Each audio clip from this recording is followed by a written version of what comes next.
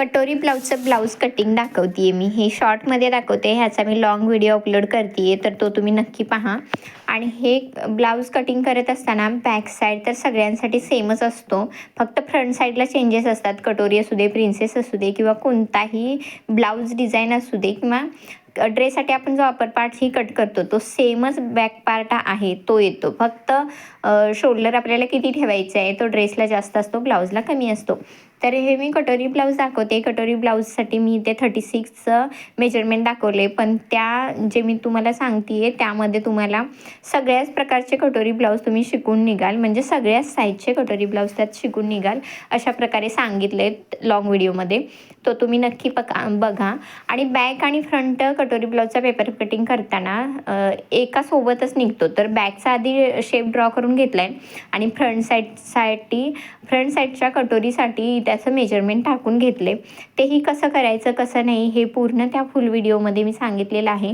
आणि shoulder wise म्हणजे चेस्टच्या size wise shoulder किती घ्यायचं ह्याचाही मी वेगळा व्हिडिओ एक अपलोड करेन, तोही तुम्ही नक्की पहा.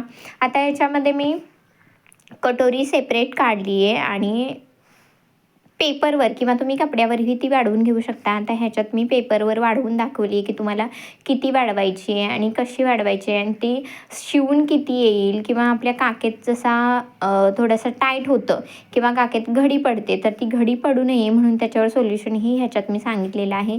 इवन शोल्डर पडू नये म्हणून इथं शोल्डर म्हणजे गळारुंदी किती घेतली आहे आणि खालच्या बाजूने आपल्याला